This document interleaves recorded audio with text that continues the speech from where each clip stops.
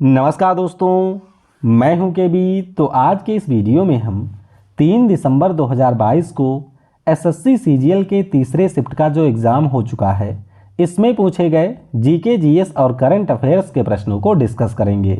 तो पूरा वीडियो बहुत ही ध्यान से देखिएगा। इस वीडियो की जो पीडीएफ फाइल है वह आपको टेलीग्राम चैनल केवी गुरुजी या kvguruji.in के ऊपर मिल जाएगी।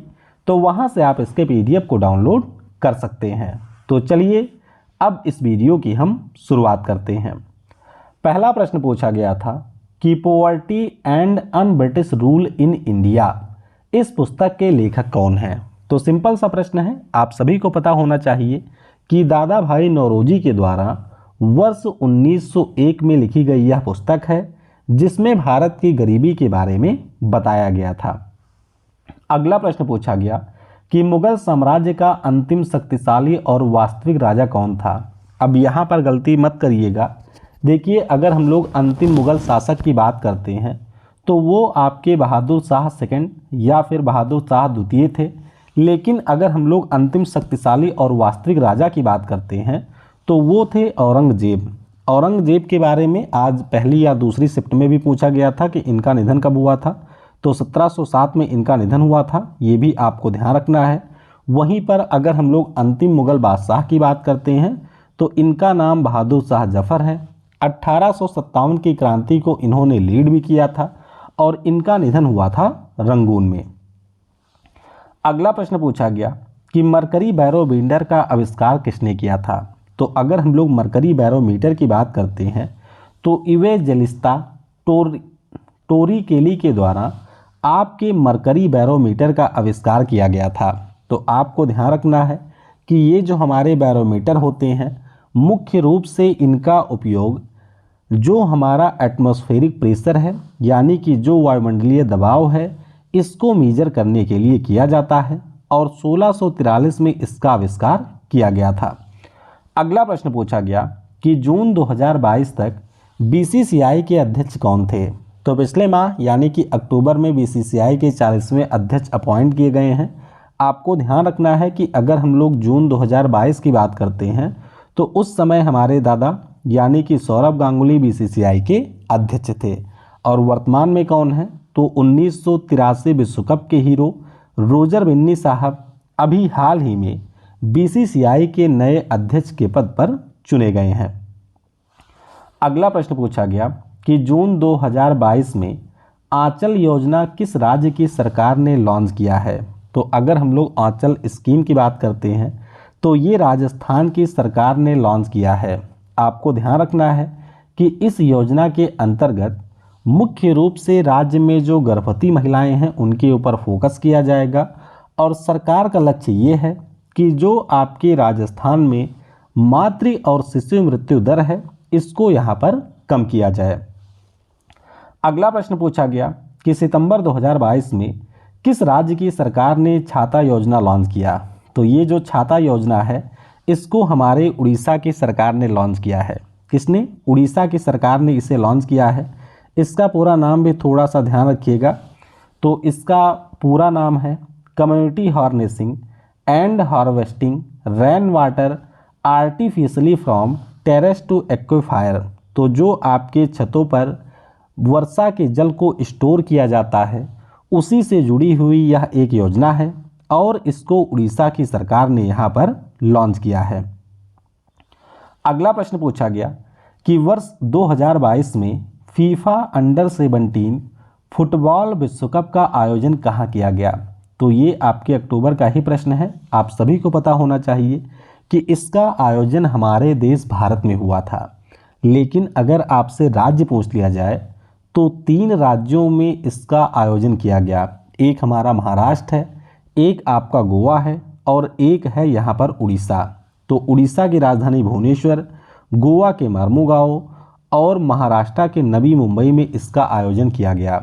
ध्यान आपको ये भी रखना है कि इसका जो फाइनल मुकाबला है वह स्पेन और कोलंबिया के बीच हुआ था और फाइनल मुकाबले में स्पेन ने कोलंबिया की टीम को हरा दिया।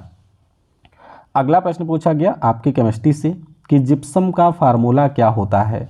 तो अगर हम लोग बात करते हैं जिप्सम की तो इसका फॉर्मूला होता है CaSO4.2H2O, जिसे हम लोग कैल्शियम सल्फेट डाइहाइड्रेट के नाम से भी जानते हैं। आपको ये भी ध्यान रखना है कि जब हम लोग यहाँ पर जिप्सम को गर्म करते हैं तो उससे आपका प्लास्टर ऑफ पेरिस प्राप्त होता है, और इसका फार्मूला क्या होता है, तो CaSO4.12H2O, ये आपके प्लास्टर ऑफ पेरिस का फार्मूला होता है। अगला प्रश्न पूछा गया कि ग्रैमी अवार्ड जीतने वाले पहले भारतीय कौन थे। तो ये प्रश्न ऑलरेडी पहले मैं आपको बता भी चुका हूँ। ग्रैमी पुरस्कार से लगातार आपके प्रश्न पूछे जा रहे हैं, तो आपको ध्यान रखना है कि हमारे जो पंडित रविशंकर हैं, जो कि भारत के फेमस सितार वादक थे, ग्रैमी पुरस्कार जीतने वाले ये पहले भारतीय हैं।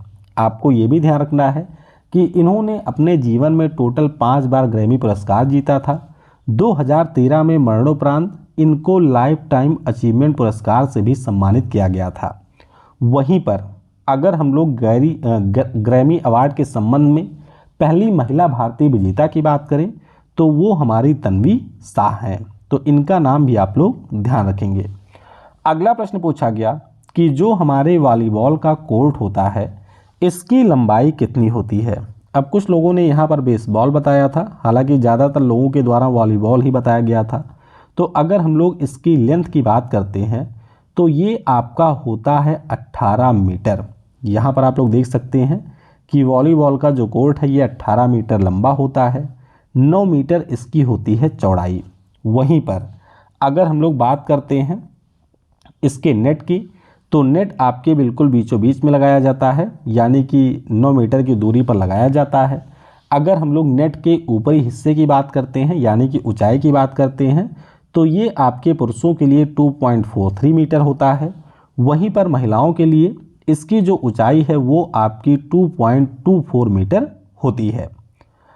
अगला प्रश्न पूछा गया कि प्रमोद सावंत किस नंबर के गोवा के मुख्यमंत्री हैं। तो प्रमोद सावंत की अगर हम लोग बात करते हैं, पिछले साल ये दूसरी बार गोवा के सीएम बने थे, शायद इसी साल ये बने हैं गोवा के दूसरी बार सीएम।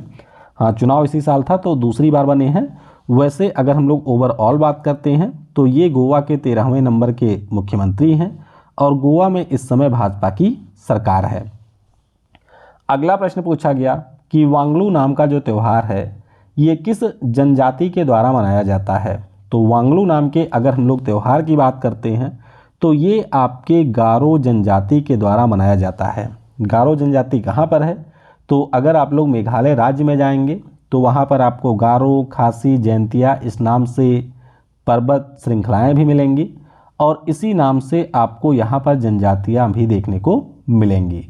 तो वांगलू त्यौहार की अगर हम लोग बात करते हैं तो यह एक हार्वेस्टिंग फेस्टिवल है, यानी कि फसल की कटाई से यह त्यौहार जुड़ा हुआ है और इस त्यौहार के दौरान जो हमारे सूर्य देवता हैं उनकी यहाँ पर पूजा की जाती है।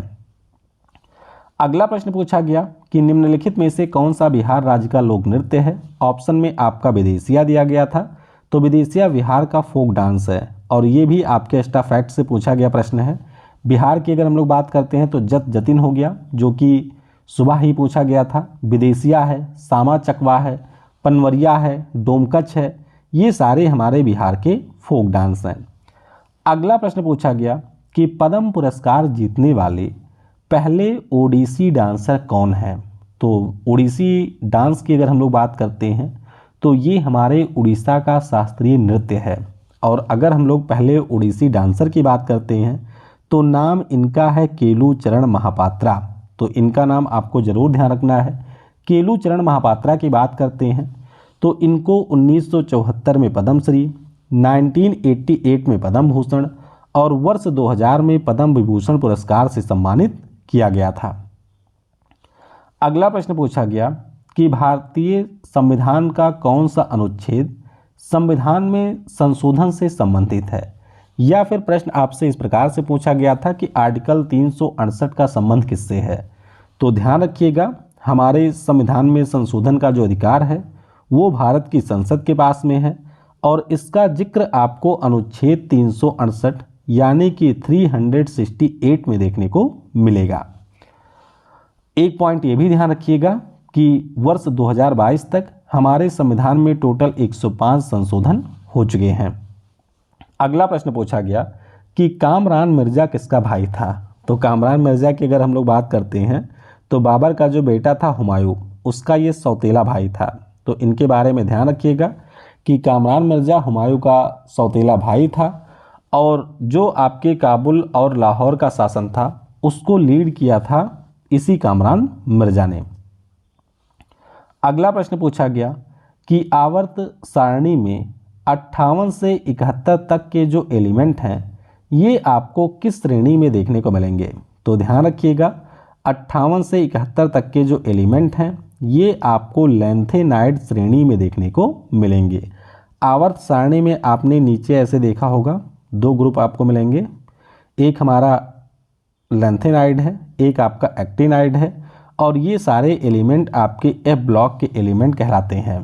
तो 90 से 103 वाले को एक्टिनाइड कहा जाता है और 58 से 71 जिनका एटॉमिक नंबर है वो आपके लैंथेनाइड सीरीज के एलिमेंट हैं और इन सारे एलिमेंट को हम लोग एफ ब्लॉक एलिमेंट के नाम से जानते हैं। तो इस प्रकार से 3 दिसंबर को तीसरे शिफ्ट का जो एग्ज़ाम हुआ है उसके सारे प्रश्नों को हम लोगों ने डिस्कस कर लिया है। सुबह तक आपको चौथी शिफ्ट के सारे प्रश्न भी मिल जाएंगे, तो उस वीडियो को भी आप लोग ज़रूर देखिएगा। इसके अलावा अगर आप लोग एसएससी सीजीएल के जो भी इम्पॉर्टेंट टॉपिक हैं उनकी वीडियो चाहते हैं तो उसके बारे में आप नीचे कमेंट में बता सकते हैं। Thanks for watching. जय हिंद, जय भारत।